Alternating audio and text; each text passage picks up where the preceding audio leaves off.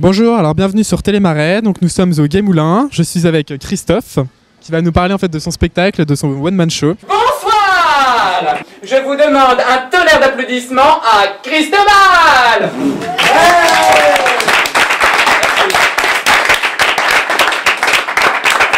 Donc c'est un spectacle qui s'appelle Et toi, tu fais quoi dans la vie? C'est l'histoire d'un mec, Cristobal, qui a développé une névrose quand il était gamin, qui est celle de alors mon petit Cristobal, qu'est-ce que tu vas faire dans la vie quand tu seras grand? Et lui avait un rêve. Des fois on ne sait pas toujours ce qu'on veut faire dans la vie, mais lui en revanche il avait un rêve, c'était d'être numéro 1 mondial de tennis.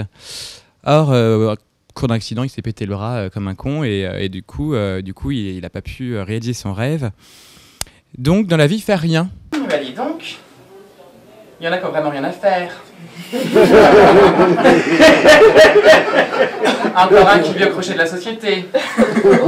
Il ne fait strictement rien et ça lui va plutôt bien jusqu'au jour en fait il commence à avoir une vie sociale et il se trouve buté en fait à cette grande question et toi tu fais quoi dans la vie et du coup c'est le parcours de Cristobal face à un tas d'individus qui font eux un métier passionnant pour lesquels ils se sentent investis d'une mission planétaire. Jean-Baptiste, laisse passer le monsieur, l'important il est pressé.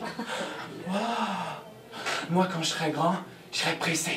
Qu'est-ce qui t'a donné envie de faire en fait ce métier de comique? J'ai voulu faire plein de choses et tout, mais c'est toujours celui-là qui est resté, ouais. Et l'élément déclencheur, c'est l'envie de, voilà, des choses à dire, une colère qui anime et puis mais qui est importante. Je crois que le jour où la colère te quitte, t'es cuit, quoi. À partir du moment où t'es passionné dans quelque chose, il y a forcément en toi l'opposé, donc un côté hyper désespéré. Je trouve que c'est inévitable, quoi.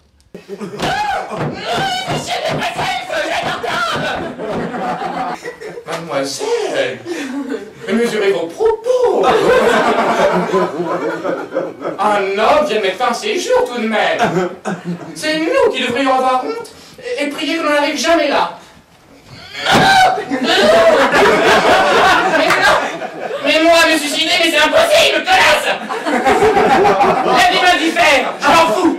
Elle part, elle vient, qu'est-ce qu'elle veut, je m'en fous. Elle peut pas me les avoir. Ta première représentation, comment est-ce que t'appréhendais, j'imagine, tu savais pas du tout la réaction qu'allait avoir le public Quand j'arrive sur scène, je me dis toujours, de toute façon c'est moi le maître, et de toute façon il n'y en a pas un qui oserait venir faire ce que je suis en train de faire, et donc à partir de ce moment-là, il peut rien m'arriver.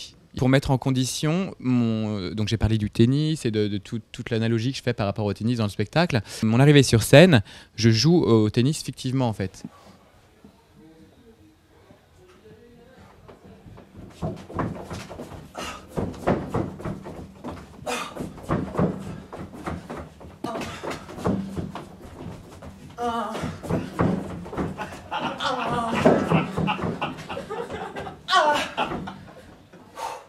Donc t'as jamais voulu être numéro 1 de tennis, c'est juste de la fiction? Non, j'ai jamais voulu être numéro 1 mondial de tennis. J'aime le tennis. Je trouve que le tennis, c'est exactement comme dans la vie. C'est-à-dire que c'est pas un sport qui est pris par le temps. On peut toujours remonter. Tant que le match n'est pas fini, tant qu'il n'y a pas eu la balle de match, l'autre en face, il n'est pas mort. Et dans la vie, c'est un peu pareil, quoi. Tant que t'es pas mort, tu peux toujours gagner. C'est bien ça. Est-ce que tu as des sources d'inspiration? Est-ce que tu te sers de l'actualité ou de personnes que tu admires particulièrement ou...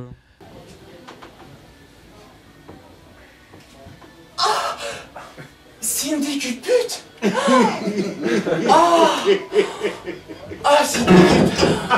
Cindy Cupute. Je vous admire tellement. Il y a des personnes que j'admire, mais j'essaye de pas trop... Non, c'est pas eux, mais l'actualité, ouais, à fond. À fond, je trouve que...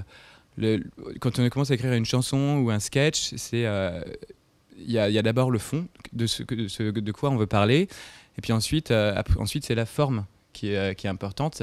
Et surtout dans les chansons, par exemple les chansons d'amour, on est en 2008, on en a écrit des milliers.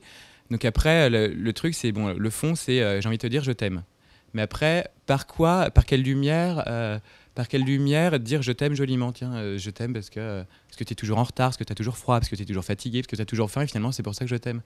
Et dans les sketchs, c'est un peu la même chose, c'est-à-dire qu'il y a un fond, il y a il y a souvent une colère de départ quand même, et après faut prendre cette énergie de colère pour en faire quelque chose de drôle et puis de personnel, ouais. Alors il paraît que tu t'intéresses beaucoup à la chanson. Et la chanson, c'est vraiment la première, là où j'ai commencé à aiguiser mon écriture depuis tout gamin, ça a toujours été ça.